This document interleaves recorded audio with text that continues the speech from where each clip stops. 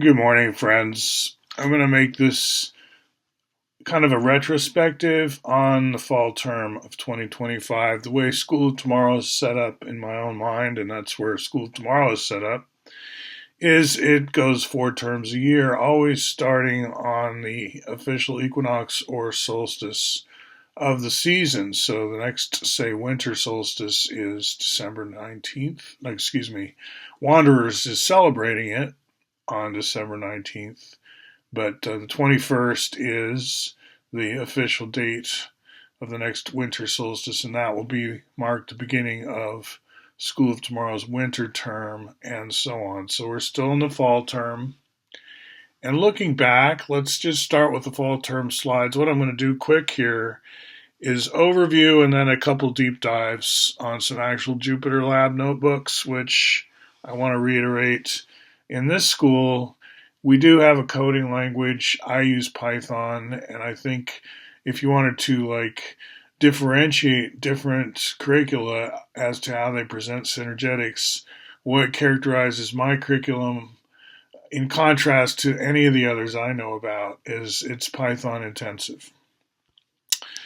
You can replace that with a different coding language or not use a coding language, and still you would still have a synergetics curriculum. You don't have to have a coding language. Bucky didn't use a coding language, partly because he started his work in 1920s, before there were such things really for civilian use.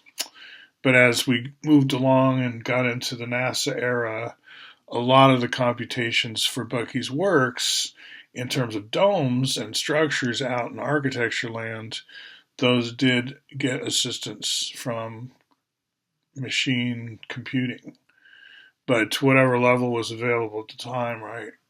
By the way, a necessary ruin about the destruction of the Union Tank Car Dome is probably my favorite movie about Buckminster Fuller to date. And it's not even really about him. It's partly why I like it, but it shows how he swoops in and takes credit for stuff, and I'm not faulting him for that. I think he's kind of he did his homework. He did get the patents, whether you say it's original or not. He did do the business of domes, and he did it well. And there are millions of domes out there. I exaggerate. So this fall, we talked about quadrays a lot, Cascadia synergetics a lot. On the quadrays front, there was QuadCraft still ongoing, which is a spec for computer games that want to make more use of the IVM. Cascadian entomology, ongoing theme. We've got a lot of evolutionary biology coming always into our namespace through what I'll call the active inference portal, which is adjacent, focusing on systems, focusing on mainly wholes more than the sums of their parts. You know, we're always being surprised by whole behaviors where you wouldn't have predicted. It's like, I didn't see that coming. Now, active inference is kind of a surprise management discipline almost. Doesn't eliminate surprise in your life. Don't ever worry about that. But it gives you ways of thinking and talking about surprise, and therefore it connects to what I call casino math, which is a template for thinking realistically, anticipatorily about what's coming. Because actually, that's the only thing you can react to what's happened. You can react to what's happened, but what's happened has already happened. So it makes sense that anticipatory is a big component of what we value in life in terms of systems. Predictions. We're always talking about the future and predictions in data science, and that's because, in one sense, all we have is the future. That's all that we have to change.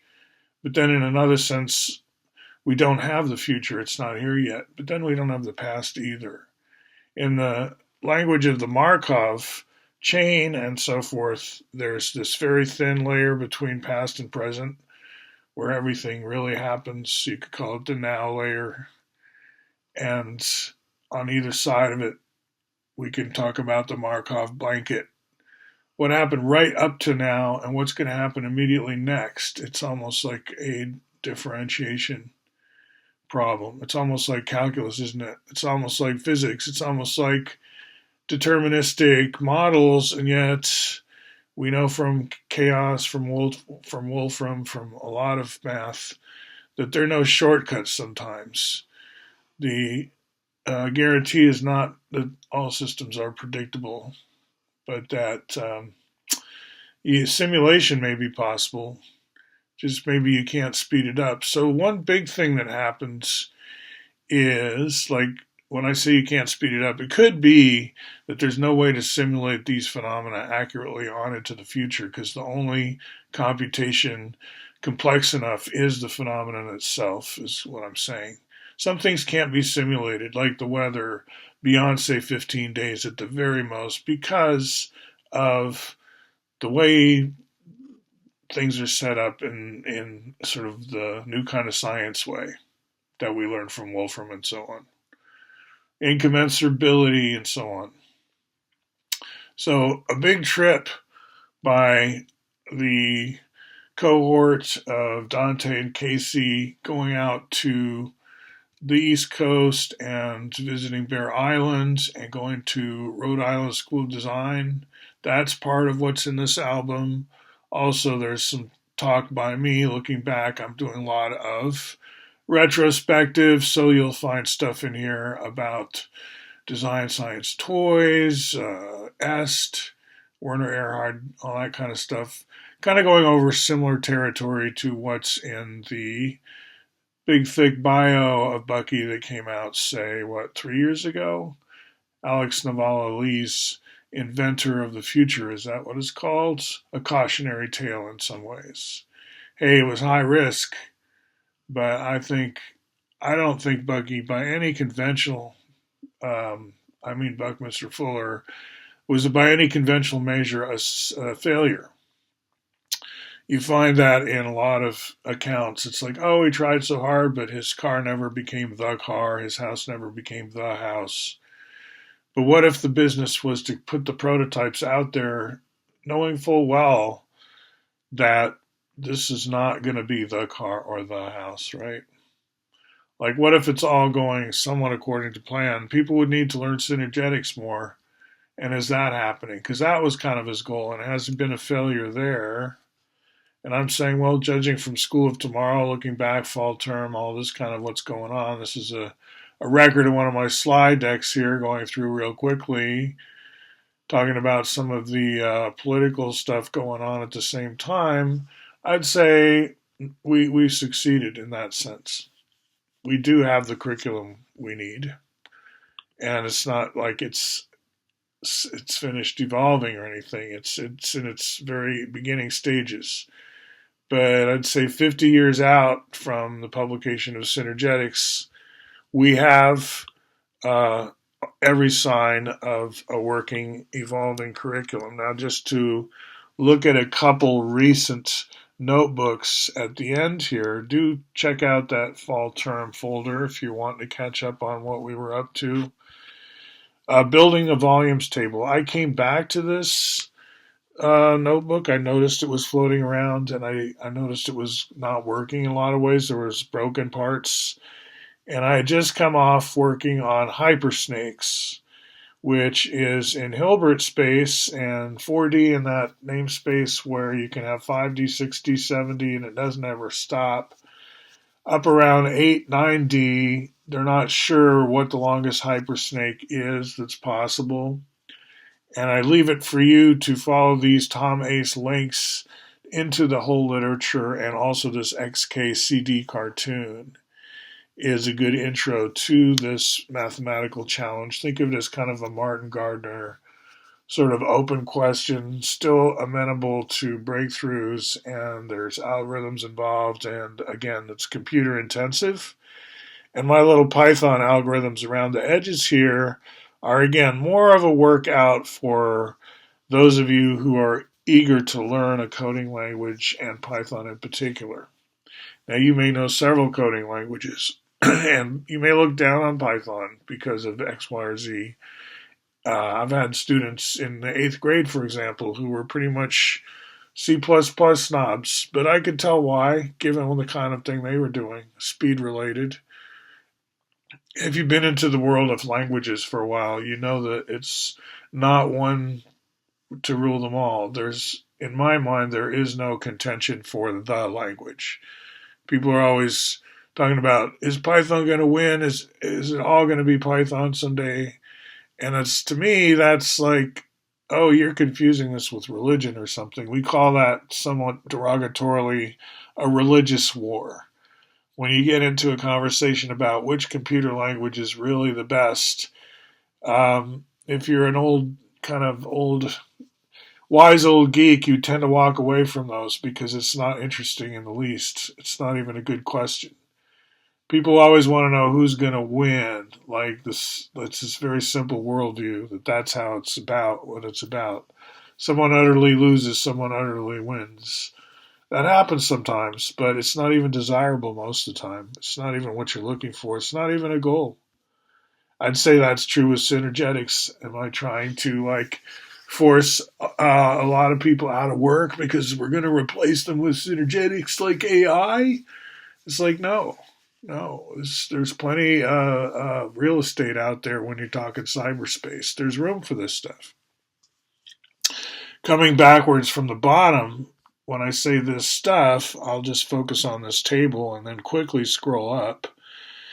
This table, the volumes table. This is the heart of synergetics. Now you won't recognize some of these algebraic expressions on the rightmost column most likely because I let SymPy, a computer algebra system, just figure out what it thought was the simplest expression for these volumes based on a starting point involving phi, which is also not synergetic. Something David Koski and I have been doing is saying, let's throw phi back into the mix now that Buggy's taking almost everything out so that he can have a sort of a fresh start, free of a lot of things like most of even the words polyhedron. He fights against the jargon that we use. He fights against everything. And we say, okay, great fight. It's been published. We see what you're doing with that. Some people will follow that. But let's put phi back and see what happens. And where we put phi back is not just in expressing distances, but more in expressing the volumes. And I'll take, for example, the S module. It's phi to the negative fifth over 2. Now you can express that in different ways. And the E module we express in terms of a root 2 over 8, but then there's a phi times phi to the negative 3. Even phi gets into the expression for the E module, partly because we're starting with the super RT and shrinking it down to get this particular E module. And then we build up all our volumes from the S and the E pretty much.